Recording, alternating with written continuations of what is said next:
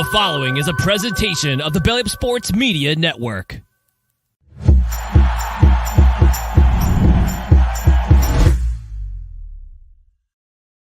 And welcome in, everybody, to another episode of the High Low Sports Podcast. We appreciate you all for joining us here on this Wednesday evening, or if you're listening to us later on as well, too. It is always a pleasure to hang out, talk sports, and everything in between with you guys as well, too. It is DJ, joined, as always, by my co-host, Kelsey. And Kelsey, we're coming off a bit of a busy weekend here as well, too. A fun NFL divisional round. Not quite as fun as last year, but a fun one nonetheless. Yeah, fun. Not for walk-offs, to say the least, for this one.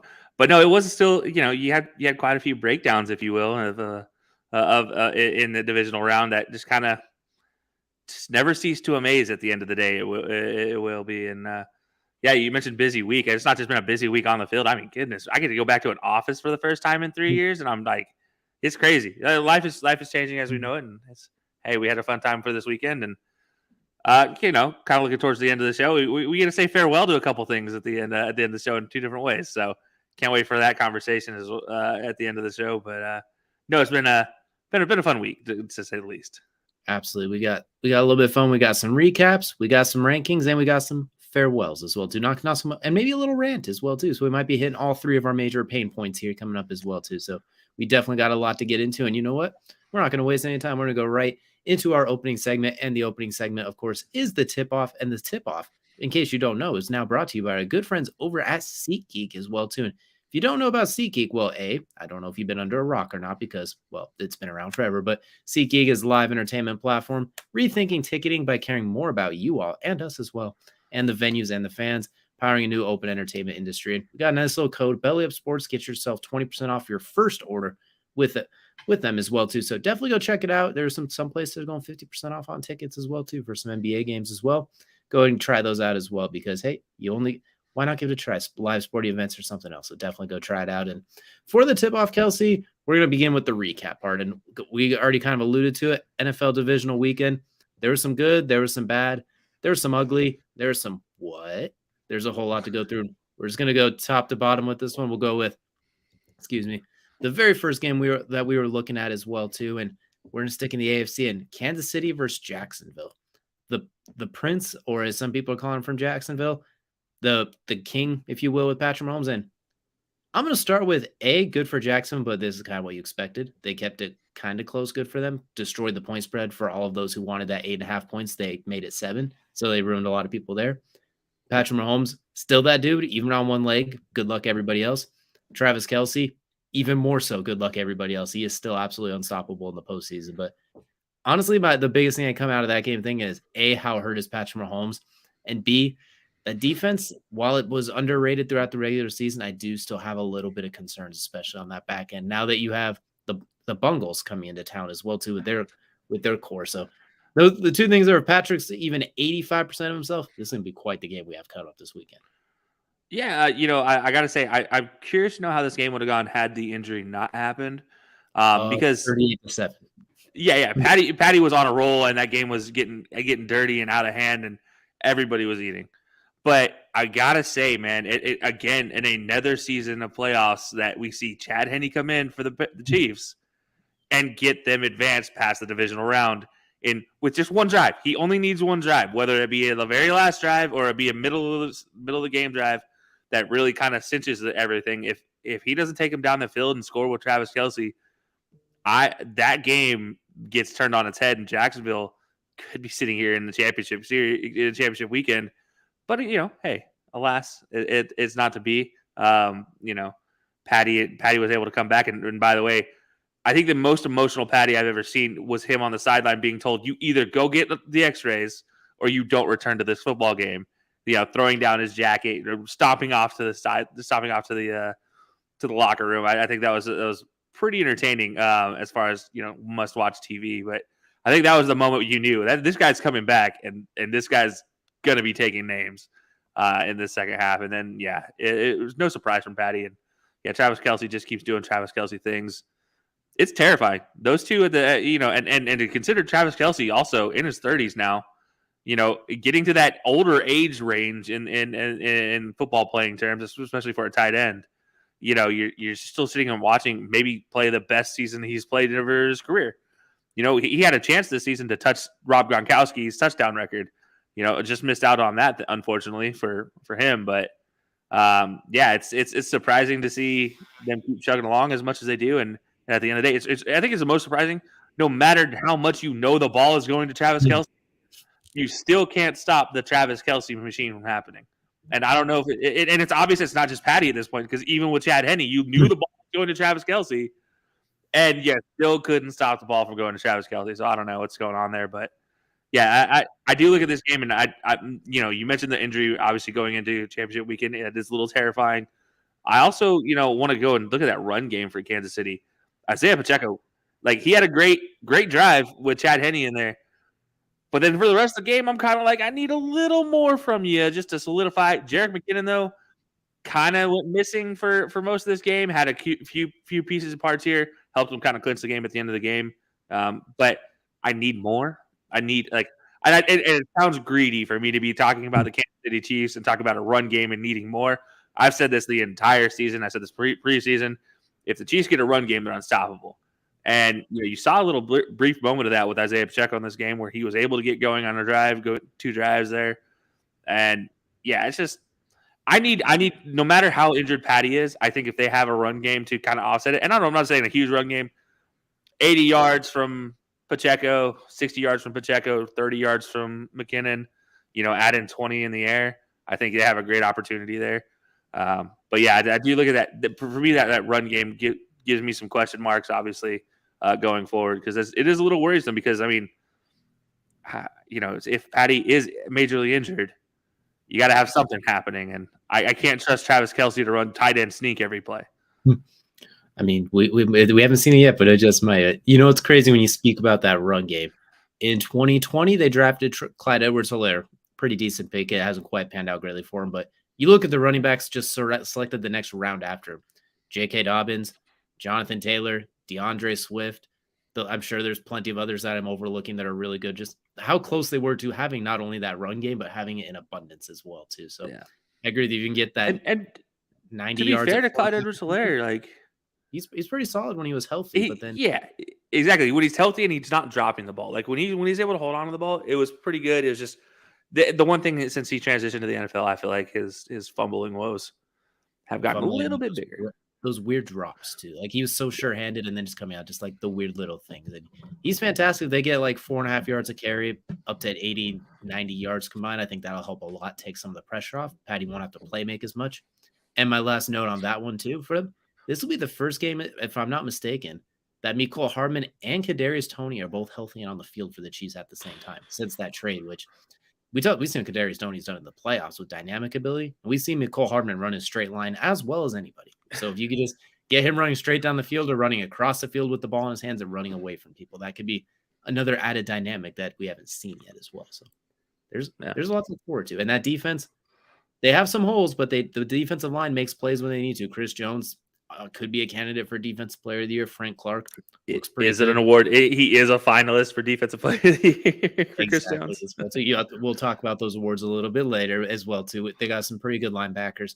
Secondary, little concerning, but I think we'll have to see. I think the defense, if they can step up a little, the running game can step up a little. Should be a very, very fun game we have in there. But we'll move on. I'll say Nick. Oh, before you get that, Nick Bolton definitely has to have a big game. He can't miss tackles like he did against Jacksonville. And George Karlaftis needs to continue the trend he's on, which is just being a nuisance. He's on the Max Crosby train at this point in time. Just be a nuisance, get in the backfield and just kind of show up. That's kind of what you need to do.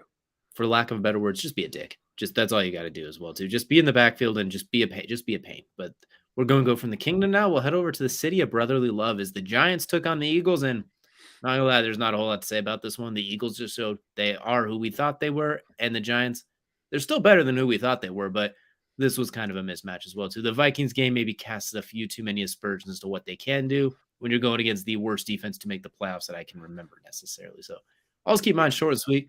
Jalen Hurts is still him. That offense is still legit. Devontae Smith's a number one receiver on 24 other teams. A.J. Brown's a number one receiver on 26 teams, just short of maybe a few others. And Dallas Goedert's a top 5 tight end. best offensive line in the game, arguably top 5 defense. I'd say probably the best, probably top 5 defense as well. So good. Yeah. Good luck, Giants. You didn't really have a shot, unfortunately, as well, too. It was, can you cover the spread, which that wasn't going to happen either. Yeah, I mean it's wild. And also, can we just continue to talk about how much Boston Scott hates the New York Giants?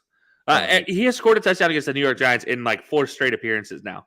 It's absolutely silly. Literally the third, maybe 4th running back, if you really want to talk about like Jalen Hurts being included in there, scores a touchdown for the Eagles. They continue like the only running back, by the way, to not score a touchdown, much to my betting disappointment, was Miles Sanders. And 3, Jalen Hurts scores a touchdown, Kenneth Gainwell and Boston Scott all score. These Eagles, man, this run game is stupid. I don't like it because obviously they're an NFC East opponent, but then at the same time, I enjoy watching it from an offensive lineman's standpoint. Like, yes, Hogs push forward, go forward. Running backs pick the right hole, don't be stupid. And I enjoy watching Miles Sanders actually, uses fakes in the hole to kind of set up defenders so the offensive linemen have an easier job of it. It is very nice to see that, like offensive line and running back working on in tandem. It reminds me of Le'Veon Bell with Pittsburgh that season where he just went off. This is what I feel like I'm watching again, but he's doing it at full speed, not in slow motion.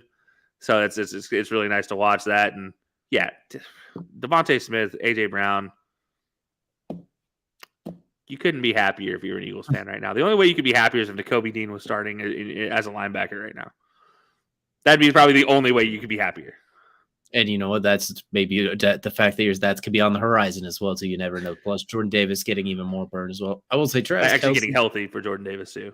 Exactly. And Jason Kelce throwing Leonard Williams and Dexter Lawrence around, man. 2 of the better interior defensive linemen just in the game, let alone on the same team. Jason Kelce and that interior offensive line had their way. There was one highlight of Jason Kelce throwing one of them, I can't remember which one, with one arm as well too.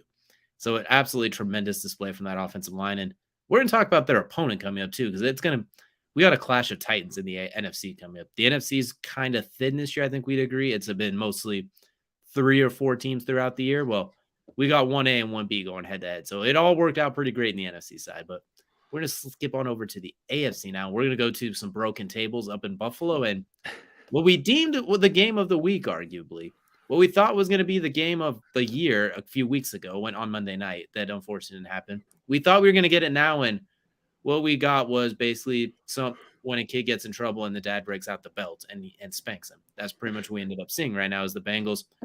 I don't think they lost a second of that game, honestly. I think from the moment that kickoff happened till the end of it, there was not at one point where you said the Bills are in this game, really. That was this one-sided, a divisional game, not from 2 teams that were so evenly matched, I think, that I can remember. Yeah, it was bad. If you're a Bills fan, go ahead and pause the podcast. You can come back in about 5 minutes, and when we're done talking about this, we are Bills fans at heart, but well, maybe not. I don't know if I'm a Bills fan at heart. Let me rephrase that. There's no animosity, but like this was rough. So we're gonna recap some harsh realities here, unfortunately. Yeah, look, at the end of the day, you have to sit here and wonder what is going on. That Josh Allen in the playoffs, in the divisional round, continues to struggle. And I saw an image the other day, and it makes me laugh. It's comparing the current generation of quarterbacks, young quarterbacks, to the older generation of quarterbacks we saw in our 90s. So like Peyton Manning's on there, obviously being related to Joe Burrow as the chosen one, quote unquote. Then you have the turnover-stricken one, the gunslinger, and that is your Josh Allen to your Brett Favre, and actually very eerily similar as far as their playoff trajectory went, because you always had Brett Favre running up against those Niners or the Cowboys in the playoffs and just getting beaten by them, or the Falcons in the one year the Falcons made it there, and so it's a situation you're seeing right here. Just something's going on where there's just a disconnect. The disconnect with Stephon Diggs in the last 2 games of the regular season and those 2 games in the playoffs has got to be fixed, because this is the 2nd straight season we've seen that. As much as I love the idea of throwing to all your weapons, maybe try to use your main weapon. You know, the guy you traded a 1st-round pick for that turned into Justin Jefferson. Maybe use that occasionally. So a guy who's shown he can be a top 5 receiver in the league and is still a top 5 receiver, even though you just ignored him. Yeah, the Bills just, I don't know what's going on, but they just seem to get in their own way when it gets to the divisional round. I don't know if it's a coaching issue. I don't know if it's a mental issue for maybe Josh Allen. Maybe he just needs to get over that hump. Running game really non-existent in this one. 50 total yards between three people. So not pretty at all. Passing game, you can't go 25 of 42 with a pick and no touchdowns. Like, that's not helping anybody here. At least no passing touchdowns. On the other side of things, look, Joe Mixon, 105 yards rushing on 20 carries. Joe Burrow, 242 and 2 tutties. Hayden Hurst scores a touchdown. When Hayden Hurst scores a touchdown, we have a problem, guys. Like, that's the number one. This is top ranked defense. Matt Milano had a pretty good game. He broke up the touchdown with Jamar Chase there. Should have been a touchdown, but it probably still should have been a touchdown. What is a catch nowadays, anyways? we don't have a long enough. Lions and Cowboys, and I'd say even Packers and Seahawks fans might have a conversation about that one that just never ends. But you look at this and it's just, there's a lot of question marks I have about what's going on with the Bills, and then like how you allow something like Hayden Hurst to just be wide open in the end zone on a wheel route out of the where he can't. It just doesn't make sense, especially with the matchup zone you play. It really doesn't make sense. Why 4 people are running at Jamar Chase and not the tallest guy on the field at that point in time because there was no T. Higgins on the field walking towards the corner of the end zone wide open? I just never understand. But the defense, hey, look, on the flip side of things, Bengals, bravo, continue your trend right now, because what you're about to, you have the opportunity to buck the trend of every losing Super Bowl team in the history of mankind, which is to make it back to a Super Bowl the year after you lose. Maybe I just put a jinx on it. Maybe it's a curse of the commentator here, but the losing team rarely ever makes it back to the Super Bowl the next year. The only one I could think of was the Patriots after they lost to Nick Foles, then came back against the Rams. And that is some rare company you always want to be in, with Dynasty Patriots. Anything in that category sounds good to me. And the only other team being the Bills. The 3 straight lost Bills. Yeah. Oh, yeah, 4 straight lost Bills. That one maybe not as much. Maybe that one would like to avoid that conversation a little bit. Yeah. Sorry, Bills fans. I didn't want but really, you talk about it, there's 2 teams historically, 5 total seasons that's happened in the history of the Super Bowl. So, you have a chance to make it special, make it 6 here, become the first time, and who knows who you go up against on the other side of things. You have a great opportunity if you're the Bengals, and you talk about a team that's just so offensively gifted. I mean, it's to the point where you have Hayden Hurst getting involved, who, by the way, I say Hayden Hurst scored a touchdown, as that's an insult. It shouldn't be an insult, but when you compare the other riches they have, that's plan D, E, F, G in that range, whereas plan A, B, and C is T. Higgins, Jamar Chase, Joe Mixon, you have even Samaje Perine, you have Joe Burrow sneaking it in or running it in or passing it in.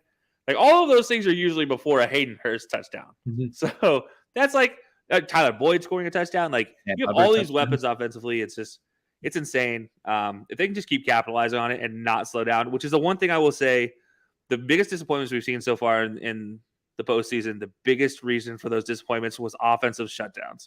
Just the Chargers shutting down, the Bills shutting down, just absolute disappointment after disappointment here. That's one thing we haven't seen from the Bengals. The Bengals haven't really shut down mid-game for a quarter. So as long as they can keep their offense rolling, it shouldn't be an issue. They scored points every quarter, and the only one they technically lost was the second quarter, but whatever. You still put up points on the board, and at that point in time, you're up by 2 touchdowns. So I don't care. Congratulations, you're still winning. So I like what we saw from the Bengals. Bills not so much. Figure it out, whatever it is. You're not letting Stephon Diggs go. Don't even talk about that. You're not letting Josh Allen go. Shut up. You're not letting Sean McDermott go. Shut up. However, you might lose Joe Brady, which might be painful for you. I don't know. I don't know how that's going to work out for you. But yeah, we'll have to wait and see on this. I will say what's interesting too is both the offensive lines in this game were shaky a little bit, but you couldn't tell watching it because coming into the game, we knew they both were banged up. The Bengals, theirs adjusted really well to it, whereas the Bengals defensive line ate the Bills offensive line up. And that goes to a lot to what Joe Burrow does with, they're both very good play extending type of quarterbacks, Joe Burrow does it on, I like to say he electric slides throughout the pocket. That's what we've been kind of joking about the last 3 years. He electric slides to the left, slides to the right, step back 2 times, step up 3 times, whatever. Like really small confined, just uses almost twinkle toe feet to avoid pressure and find the guy. Josh Allen, once he draws back and hit that clock hits, like the timer ticks, he looks down and looks to almost Russell Wilson it a little bit as well too. Like looks to evade and get 5 more seconds as opposed to 2 and throw a nuclear bomb, which works 80% of the time for him. I mean, good for you. It works. Like, don't change that. But in this situation, that's where you can find to kind of come back to bite you is when Josh Allen's, he's too much of he's like Adam Dunn, the old baseball player. He'll crank a 500-foot home run for you, but you might get some strikeouts trying to hit that 500-foot home run in the meantime as well. So it's not a whole lot you could change besides just build some kind of running game to balance it out. We saw it for the Bengals. The Bills can build a little bit of a running game. I think that'll help a lot. And the last one I'll have on this game, everyone's saying Joe Burrow is the best quarterback in the NFL right now. Chill. Let's just chill out just a little bit. He's number 2. I will give him number 2 right now. But you can't say he's better than Patrick just because he's won head-to-head matchups when he's played for 2 full seasons now. I don't know if I'd even give him 2 right now. I'll be honest. I think there's a second better quarterback out there. That's fair. But I could see him going up to 2 with what he's done, like in the MVP conversation, been to Super Bowl, eye test 70 touchdowns in the 2 years. Like, I'll give him that. But to basically say that offsets Patty's last 4 years of being Patrick Mahomes, that seems a little bit reckless. So that's blasphemous. Patty, I think it's fair to say Patty is number 1 pretty unanimously as of current today. Joe, I would make a case against everybody else. I personally have him at 2, but I think there are cases to be made. You could put some like Josh Allen more. Like we can do that that's another episode. Yeah. And I'll say Josh Allen's not far from getting back into that. Something fell off of Josh Allen the end of this season. Like every positive step he took to get to this point, it felt like he'd lost it in the end of the season. You know, putting touch on the ball. It felt like that by itself was a big miss in this last game. I mean, there were shots he was taking to Stephon Diggs that it was so much on a line. There was 0 drop on the ball until it hit the ground 30 yards beyond Stephon Diggs. Like he's trying to hit a 20-yard seam pattern and you're trying to get it up over the linebacker and you're just blowing it by the linebacker instead of getting it over the top of him. And it was weird to see because usually that is one of the things like the last year and a half we've seen from him. He's been exceptional. And then this year, it wasn't like the last 4 games. I really never saw it from him where, you talk about he extended those plays and usually that's when he uses that little extra touch along the sideline to get the ball in there. And he was just blasted it in. It was just like, you know what? I'll throw it as hard as I can and see what happens. So it was almost like a regression in the last 4 games. It was weird. It was really odd too that it felt like I can't remember them throwing the ball under 10 yards unless it was like 3rd and 15 and they were basically throwing a screen or a dump off or something like that as well too. Like it's a weird dynamic, but you're talent rich. You're not blowing anything up necessarily. Maybe make some tweaks and we'll see where they come back at next season as well too. They're still going to be a favorite out of the AFC East and one of the favorites for the Super Bowl next year as well too, barring catastrophe. But we do have one more game we got to get into here on the tip off too. So we'll fast forward to this one, the one that you don't really want to talk about too much, but we will. We have the Cowboys and the Niners, the defensive battle royale of the weekend. Fantastic defenses, pretty good offenses that were just kind of ran into buzzsaws this week. I'll leave this one a little bit more to you. What I'll just say is the 49ers, even with Brock Purdy, I don't think just any quarterback can succeed in here. Most of them can, obviously, like 90% of quarterbacks can. But I think there is a reason. I think he showed like he's not just a Mr. Irrelevant plug-and-play guy. I think even some reports out of training camp that he was looking pretty good as well, too. Like he had a little factor. There's a reason they kept him around as a 3rd quarterback on the depth chart this long. So I think he's showing that as well. But the Niners are stupid loaded. You put the Niners against the rest of the NFC Pro Bowl teams and you have a competitive game. And it's absolutely ridiculous. Cowboys, and another embarrassing end of the season. The last play of the game, it's like, again, like it's a copy and paste of last year. And I saw a funny comparison.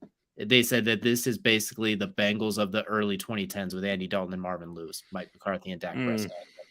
Good playoff caliber team, but they're always going to disappoint you and let you down or something like that as well. But you know what? I won't rag on them too much. I'll say 49ers and Eagles is going to be a clash of titans. I can't wait for it. You got some things to say on this one. I could tell, I can see the steam coming out of here, so I'll let you take the floor for this one. Yeah, I question a lot of what happened in play calling in this game. There's a lot of just situational awareness that just escaped. the brain cells of our of the wonderfully esteemed head coaching and offensive coordinating staff. I Again, I'd stand by, why is Zeke your featured back getting 10 carries, averaging only 2.6 yards for 26 yards a game in a playoff game? Your number 2 carrier, 6 carries, 22 carries, averages 3.7. And here's where it gets really, really embarrassing.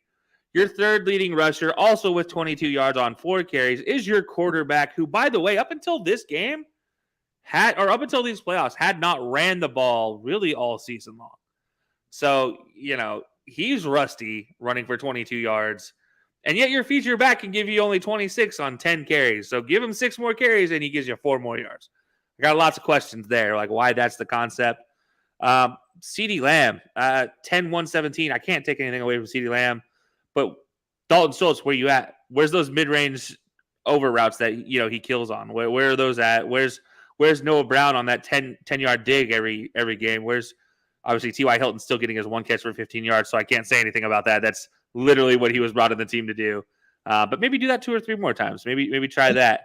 He did have a tutty on his team route that they threw backside to Fred Warner covering CeeDee Lamb instead, which normally like that matchup. But then you see 16 uncovered. It's like, well, shoot, I would take the uncovered. But I digress. Yeah, exactly. That's exactly right, though. But then here's the big one. The guy you're paying to be your number 2 receiver that you got rid of Amari because this guy's going to be good gets 0 catches for 0 yards in this game. So number 13 gets you double eggs. Not good. Not good at all. Not good. Even Zeke had more catches than you. The kick returner who doesn't play a snap on offense, but maybe once in a blue moon, who played 3 snaps in offense on this game, gets 1 catch for 8 yards. Like, come on. Why are we talking like he's the savior receiver? Like, we all know CeeDee Lamb is the number 1. That's never been a question. But number 2 is T.Y. Hilton until proven otherwise going into this next season. I'm sorry, that's just how it's going to be. If T.Y. Hilton is even going to be on the team next year. And if it's not T.Y., then it's Noah Brown as number 2. I'm sorry, I'm not going to say Michael Gallup is a number 2 receiver ever. I've never said it. I never liked it, the idea of him being a number 2. He was a gifted seam outside running, straight up the sideline type of player. I've never liked him being the number 2 receiver. And it was shown yet again here in the divisionals that it just continues. And finally, Dak, what happened after you came back from injury that you are throwing continuous picks every week? I could count on 2 of them from you. Like, if he threw 1, I was shocked. And down the stretch, like down the last 8 games, I was shocked if he only threw 1. He averages 2.5 picks in the last 8 games. Like, how? What are we supposed to? How are you supposed to win when you're giving a team 2.5 extra possessions a game? In 2 games, in 2 extra possessions in this game against a team in the San Francisco 49ers, who all you have to do, if they're them, is give the ball to one of your herd of running backs or an occasional 5-yard pattern to your unstoppable tractor tight end, and you're good. Like, you literally don't have to do anything else, and you can just eat the clock away because you don't have to worry about the Cowboys because they're toothless on offense. And I've said it time and time again, Dak Prescott, you still have to remember he's a mid-round quarterback, and he is empty calorie season with Dak Prescott. And every time I say it, every Cowboys fan gets up and on. Dr. Pepper. Yeah, it is so bad, man. Like, it just continues at this point in time. I can't give him 0 sugar Dak Prescott because, like, that's at least good. Like, that tastes close to the original. Like, this is just this is off-brand diet something or another, and it's just not good. Yeah, it's bad, man. I could go on, and I'll talk about this a little bit more in crunch time. About what my opinion on the Cowboys. But the Cowboys say farewell yet again in the most disappointing way. And I'll talk about some of the things I think need to change in crunch time. But, yeah, I'm going to stop right there because I could go on for another 35, 45 minutes before I have to take a nap and then continue for another 3 hours once I wake up. But yeah, no, yeah. Good job, 49. Congratulations, Brock Purdy, is all I'm gonna say. I'll wrap up on that one really quickly, saying to your Michael Gallup point, that's not exactly the Eagles secondary. If you were going to win this game, you needed your receivers to win, basically, because that's where their weakness is, even though it's still a good secondary. It's that front line's different. You got to win in the secondary to have a chance, and they needed a big performance from him. And then also on top of that, those turnovers led to 6 points in a 19-12 game. You can't have that. And one of them was in scoring territory as well. So that was easily a 6-point swing, if not more as well. And Brett Maher, bring him back one more year. He obviously that last game was absolutely terrible, but just bring him back one more year. He was 90% on field goals. And Dak Prescott, you can't say go for effing 2 when he should have said put in Cooper Rush when you're throwing picks. You could have flipped the script like that. You didn't see Brett Maher saying bring in Cooper Rush. One of them didn't cost you a game. Well, I'm just gonna throw that out there. Speaking of throwing things out there, hey, touche. Anyways, exactly. Imagine Dak wanted to pull a couple of those back. Yeah, or just tuck and run. But we can go on those all day as well, too. We do have a couple more segments, so we're going to go and wrap up this one, and we're going to head now into Kelsey's second favorite part of the show, and that is the main event. The main event, of course, brought to you by our good friends over at Manscaped. If you don't know by now, well, you've been living under a rock that I kind of wish you were at, because I could be cut off from all the weird stuff I see on the internet. But Manscaped is the leading premier brand in men's grooming and healthcare as well, too. Use code HILOSPORTS, get yourself 20% off at checkout. They do have a new beard trimming tool as well, too. So it's not just for your bowels. It does also include your face, your nose, your beard, literally everything you need as well, too, to look dashing on a date, going out on the town, going to hang out with your friends, going to work, whatever you need. They got a little something for you so you don't go out looking like a caveman or a liver king or anything like that. Something to keep you nice and tidy. Hey, yeah, you got to look. And while you're out there, guys, look, you guys, all your New Year's resolutions, trying to go back to the gym, get in shape, sweating a lot. Don't forget to get that crop preserver. It's still there. It's still fantastic.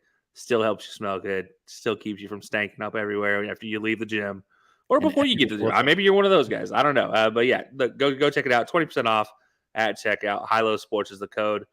Type it in. Go get yourself some good stuff from manscaped.com. Get your New Year started off right. Let's be honest. Exactly. Do you and everyone else a favor with some of those as well, too. So definitely go check them out. And Kelsey, they released the award nominee finalists for the NFL awards. There are some questions with some of those. There are some holes, but we won't. Well, so what we're going to do now is we're going to give our awards, not based on theirs, though, because some of ours didn't necessarily get the nomination. So some of ours are going to be who we think should get the award. It's going to include MVP, Defensive Player of the Year, Offensive Player of the Year, Offensive Rookie, Defensive Player of the Year, Coach of the Year, and Comeback Player of the Year. So we're going to run the gauntlet. We're going to go from the bottom up. And Kelsey, do you want to go first, or should I go and reel this one in? You know what? I'm going to give you the honor of going first with this one, just because I think you want to talk about something about the Comeback Player of the Year. I feel like there's something itching on your mind. Comeback Player of the Year. The finalists were Geno Smith, Saquon Barkley, Christian McCaffrey. All pretty good nominees, but my problem is when you think Comeback Player of the Year, coming back from injury, coming back from a rough career or something like that, coming back from missing games. Saquon Barkley played all but a couple of games last year. It was just a bad year because the Giants were terrible. Christian McCaffrey is just on a terrible team. They don't need Comeback Player of the Year. Geno Smith, his is the weird anomaly because he's had he's coming back from a miserable career for the last 10 years. Of a career? Pretty much, yeah. So he gets the anomaly. It's almost like the breakthrough or most improved player of the year that NBA has. That's kind of where it fits in here. But those other two do not need to be in here for Comeback Player of the Year. The proper answer here, well, one of the proper answers is you look at somebody coming off a major injury, coming back and unleashing hellfire. So that would look at Eagles defensive end Brandon Graham of 30-plus years old, I think 32 now, coming off of a torn ACL or a torn Achilles. It skips my mind which one it was. Either way, it was bad. I think it was the ACL, but it's not good. What does he come back and do this year?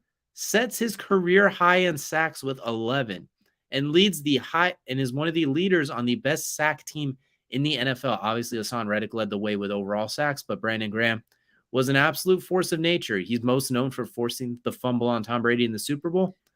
Coming back from that injury, that is a true Comeback Player of the Year candidate in my mind as well. And I think you'll have, like when Joe Burrow won it last year, he came off of an ACL tear and went on a ballistic tear. Andrew Luck and J.J. Watt, when they came off their shoulders, coming off 600-plus days missing, then come back and are elite. Comeback Player of the Year. Coming back from just having a bad season because you're on a bad team, when really for Saquon, it's been 2 or 3 rough years because the Giants were really that bad. That's not really Comeback Player of the Year. That's just, hey, you have a supporting cast now. It's great. Same with Christian McCaffrey. Hey, you have a supporting cast now. So that's my small little take on comeback player of the year. But I'm going to go with Brandon Graham because he truly came back from an injury, one that should devastate a 30-year-old, but he came back and had his career best year. And maybe we're looking at Von Miller in the same light next year as well, too. Speaking of players who coming off an injury, older player, maybe this surprising people, but I'm going with Brandon Graham. You, on the other hand, I think you're going to go in a different direction, but it's not Saquon Barkley or Christian McCaffrey, who are just good players that had rough years. Yeah, no, I'm not like that's most improved player or bounce back player, whatever they want to call that. I gotta go. Like you mentioned him, Geno Smith. I know he's a finalist, but I gotta stick with the guy. I said it earlier this year. He's my comeback player of the year nomination. You can't. It's so hard to say.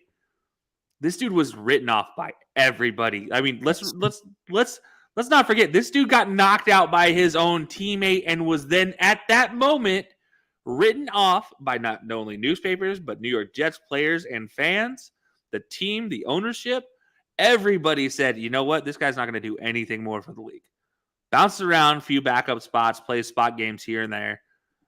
This season, everybody's like, Drew Lock has this, Drew Lock has this, Drew Lock has this. There's really no competition in camp. Pete Carroll kind of knew that. Like, there's a competition, but Geno obviously won that.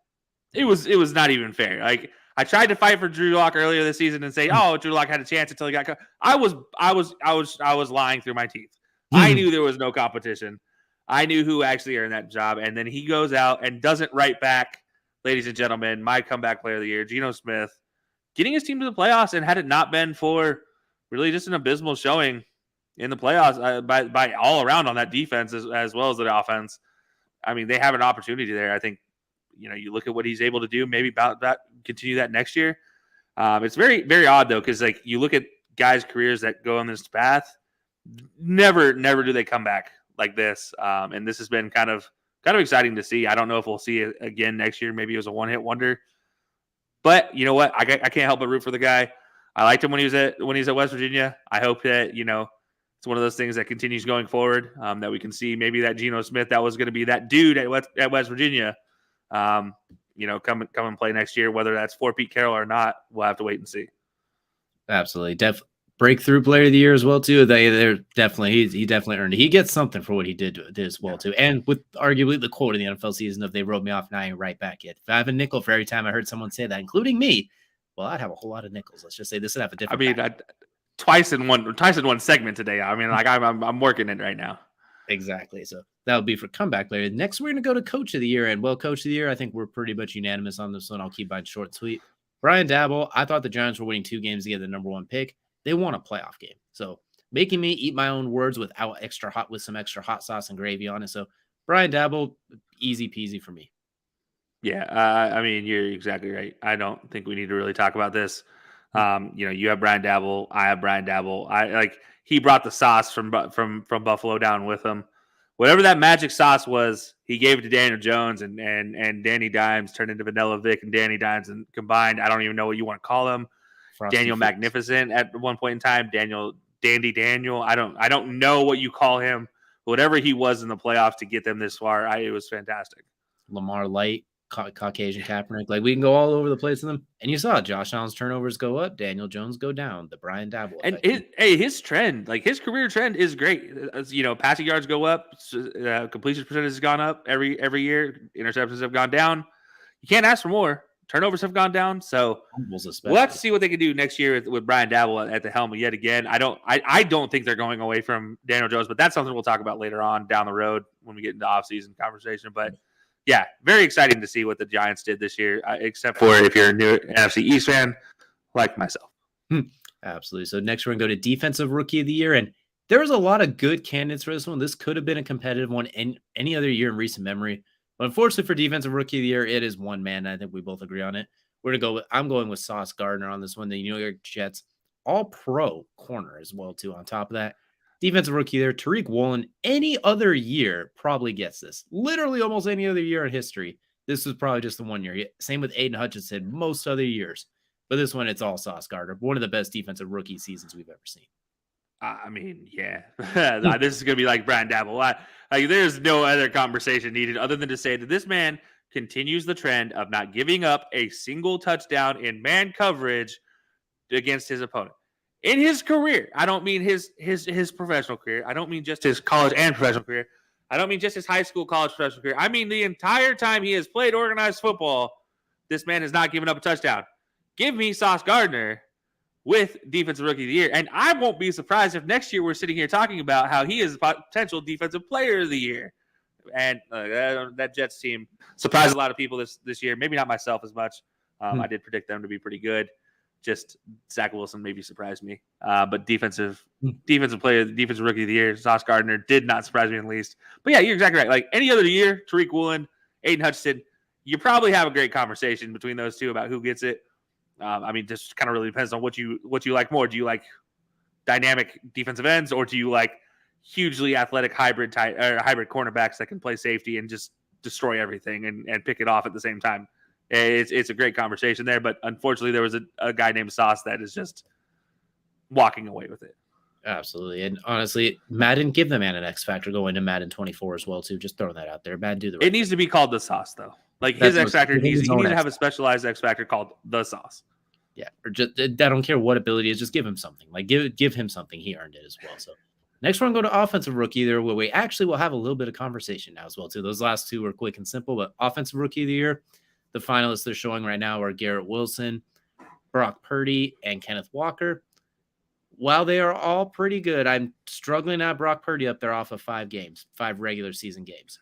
Fantastic, but 5 regular season games. Kenneth Walker obviously deserves to be on there. We're going to do it off of 5 games. Breece Hall needs to be in there then. We're going to play that game. Garrett Wilson, probably the favorite and one of the top 2 guys in my opinion. But who I'm going to give it to is a guy not on that list. I'm going with Chris Olave. A mess at quarterback, a mess in New Orleans until like those last 4 games down the stretch. They were absolutely terrible in a terrible division. You went from Jameis Winston to broken back Jameis Winston to erratic Andy Dalton to Taysom Hill, the tight end, throwing you the ball. It was a mess all over the place, but Chris Olave continued to produce.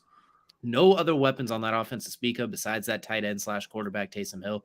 Because Alvin Kamara a little bit, but he was in and out. Mike Thomas gave you his regular 6 quarters before he was done. And Chris Olave continued to ball out. 1,000-yard season, if I'm not mistaken, as well, too. Fantastic season from Chris Olave, who I'm going to go with for Offensive Rookie of the Year. I respect it. I do love Chris Olave. We talked about this in the midseason awards. He was my pick there because you went somewhere else with yours. But he was your preseason prediction, though. I gotta still give you that. I believe, yeah. I even think I gave him an honorable mention there for Chris Olave, and like he looked fantastic going into the season, and yeah, it looks great. No matter who was throwing him the ball, but I got to go with one of the finalists again. And again, I'm with you though, Brock Purdy. Get him off the list. What are we doing here, guys? Like, there's no way we ran out of rookies at this one.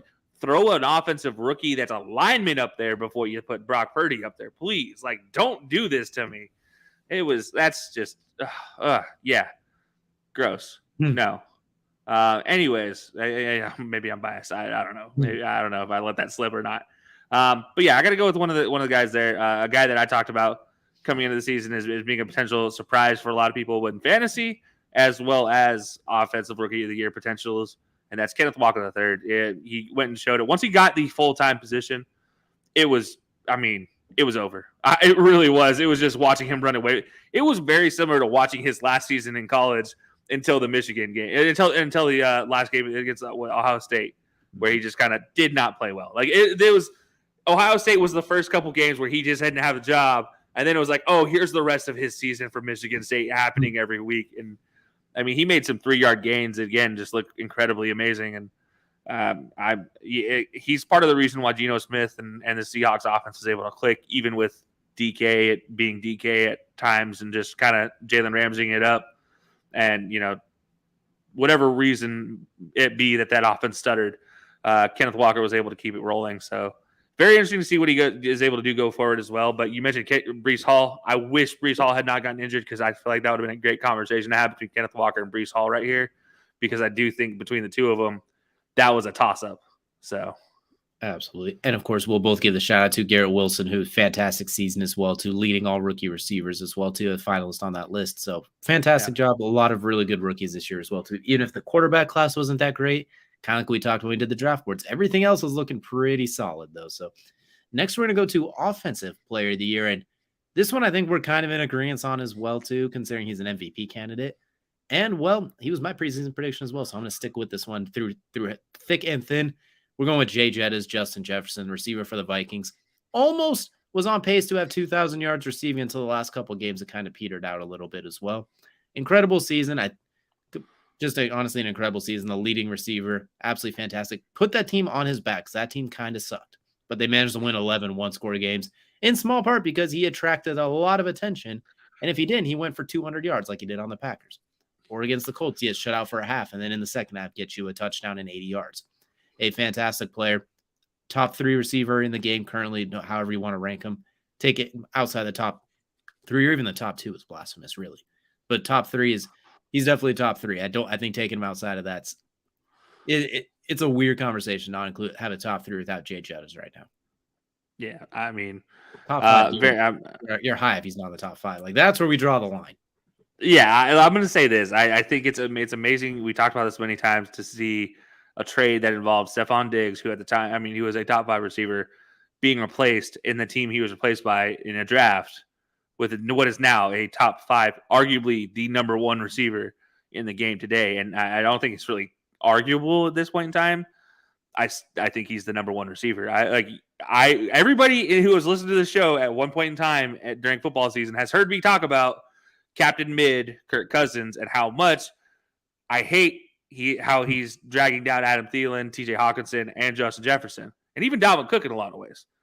But here's Justin Jefferson, leading all receivers, had a chance at 2K yards for a receiver, had a chance at just literally doing anything. If it's not for him being triple teamed during fourth quarters, this guy probably does hit 2K easily. And it's insane to see what he's able to do on the field, just getting open. We talk about it all the time, receivers, just getting open, that ability to just get open is unnatural. But then you combine that with his speed, his actual pure route running, and his hands are stupid. The catch of the year right now, the catch of maybe the last 5 years, going to Justin Jefferson right now. I'd say even you might even call it the decade, but there's that OBJ catch literally 10 years ago that looks eerily similar in a lot of ways. So, kind of pick and choose between which one you like a little bit better. I personally like the Justin Jefferson one because it didn't happen against the Cowboys. But, hey, what do I know? But, yeah, that's Jay Jettas all the way. And again, for him to be an MVP candidate, they always talk about offense player being a non-quarterback. Well, best non-quarterback is Justin Jefferson, period. So let the quarterbacks fight for the MVP. Absolutely. We're in agreement on that one as well. So next one, go to defensive player of the year. And this one, a little bit more competitive, I'd say as well, too, but we're kind of looking the same direction. I'm going to go with Nick Bosa. That was 18 sacks, was top towards the top in pressures, an absolutely fantastic season for the best defense in the game as well, too. So I'm going to go with Nick Bosa. Obviously, there's a very strong case to be made for Micah Parsons, but I'm just looking at just 18 and a half sacks is just absolutely insane. Handful of forced fumbles as well, too. So I'm going to go with Nick Bosa by a slight margin, partially because Micah Parsons, for me, tapered off a little bit towards the back end of the season. So 1A, 1B, I'm not going to argue too much with either one, but I'm leaning towards Nick Bosa in this matchup. Yeah, I mean, if the defensive player of the year conversation was just about how you played from week 3 to week 14, Micah Parsons probably wins this conversation. Unfortunately, it includes week 1 and week 2 and week 13 and 15 and week 16 and week 17 and now week 18 in the conversation. So yeah, give me Nick Bosa on this. There was no really competitiveness outside. I think Chris Jones had a better chance of replacing Micah Parsons here in my eyes. For me, Chris Jones, again, if you count how you played week 3 through week 12 for Chris Jones and then add in week 16, 17, 18 into there just as a little sprinkling on top, then okay, yeah. But again, the season as a whole, Nick Bosa was just just outstanding. And I do want to go to the comment. We do have a comment here from Jared, our friend over here from corner booth, and we both go on the show all the time. Obviously, we know he's a diehard Eagles fan. But he has a point here. Hassan Reddick maybe deserves a nomination. At the very least, a nomination. I think if this is one of those cases, if this is a 5-player nomination, 5-player type of poll in the new voting system, he's there. I think because it's 3, you kind of fall prey to the Micah Parsons was just good enough, and he's a Cowboy, and we all know Cowboys stupidity around Cowboys Nation. So, yeah, I think that's probably the biggest reason why he's not there. But I do agree. Hassan Reddick had a fantastic season, and should at least be in the conversation, top 5 for sure. I mean, defensive player of the year this year.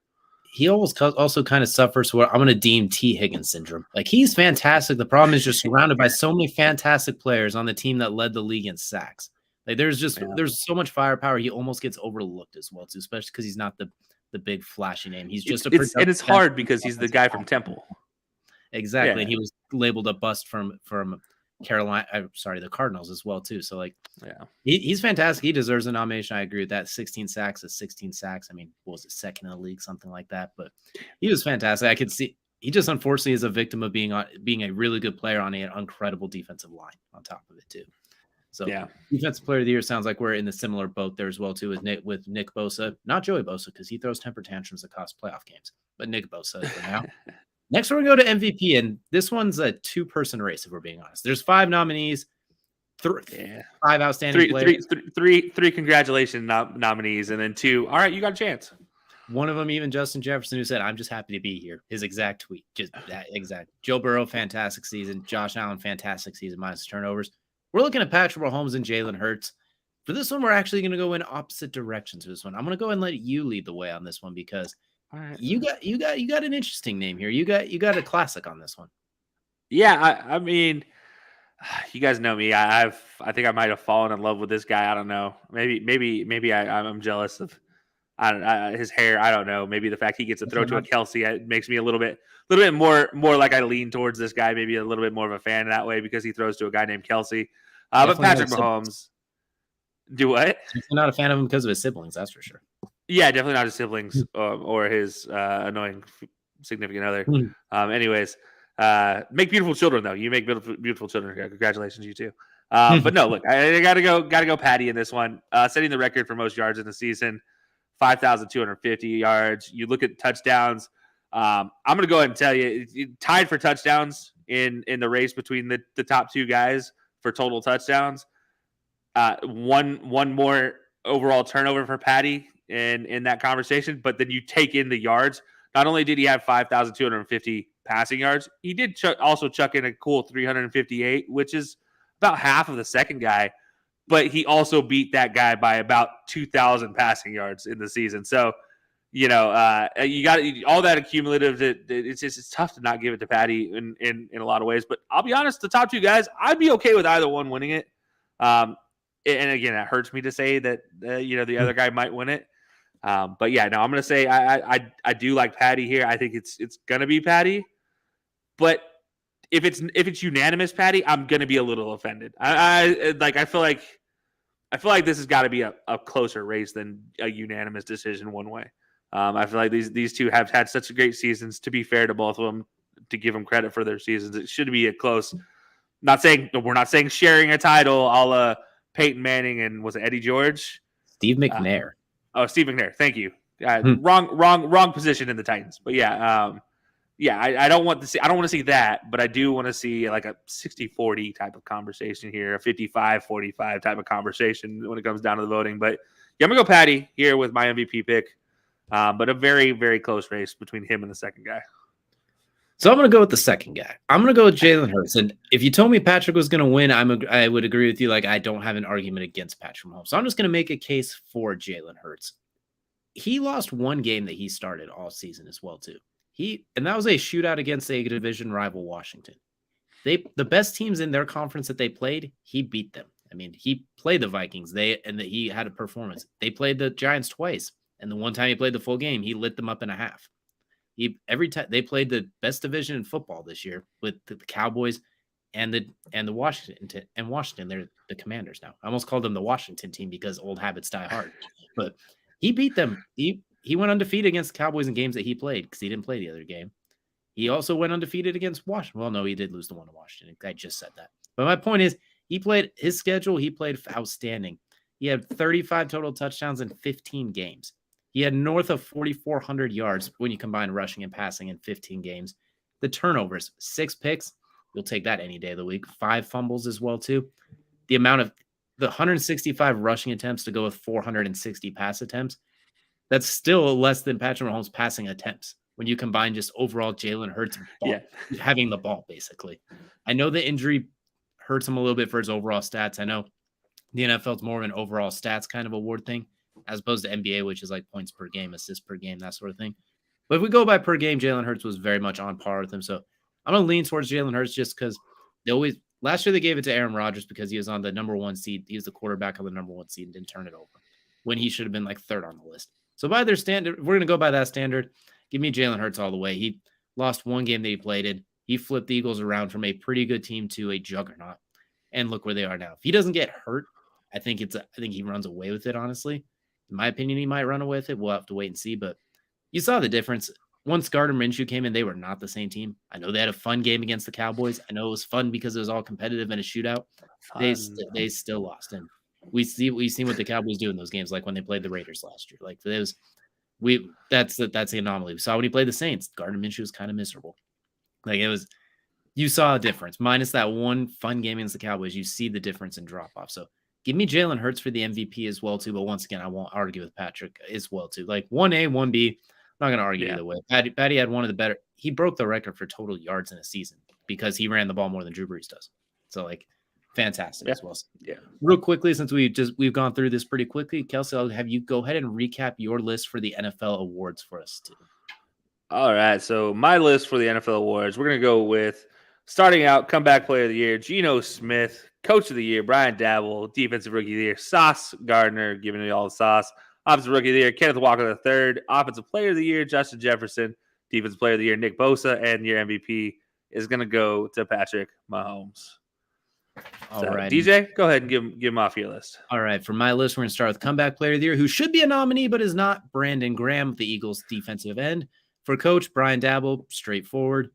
Defensive rookie of the year, Sauce Gardner, no debate. Offensive rookie of the year should get a nomination as well. I'm going with Chris Olave. For offensive player of the year, give me Justin Jefferson. Defensive player of the year, give me Nick Bosa. And MVP, give me Jalen Makes It Hurt So Good. Jalen Hurts as well. Oklahoma and Alabama, you can both claim him. It is okay. He is fantastic.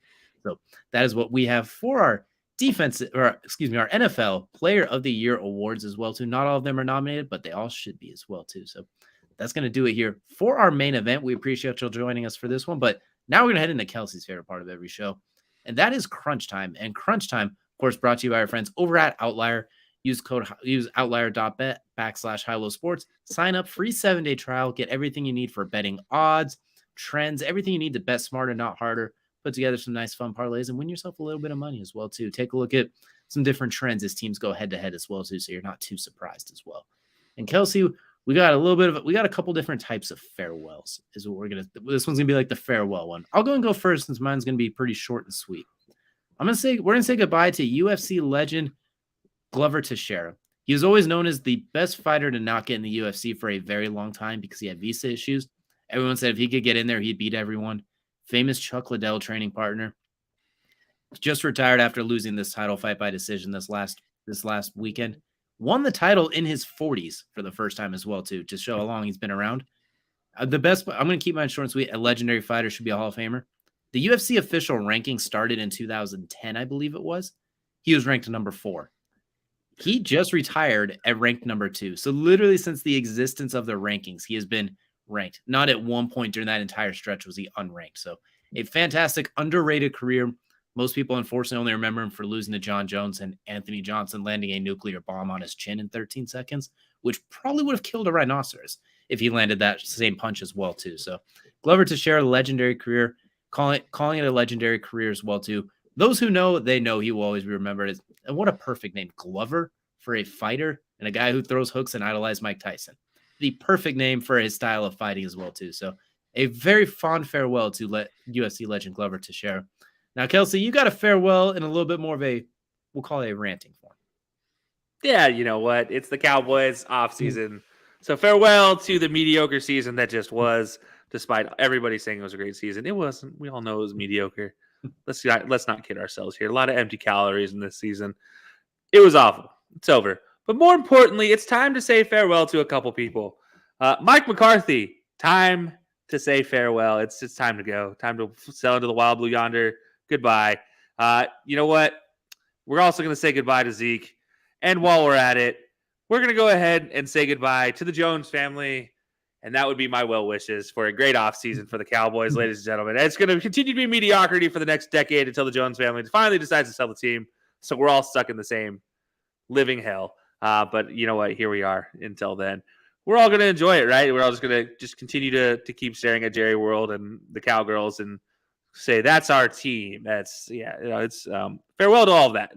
I'm done being the somewhat positive Cowboys fan. I'm just going to keep being a miserable, lowly Grinch of a Cowboys fan for the years to come. And it's, like Jerry Jones, once you sell the team, I'll be happy. But really, that's the big three things this offseason. I need to see farewell to Mike McCarthy, farewell to Zeke, and farewell to at least one of the Jones family members.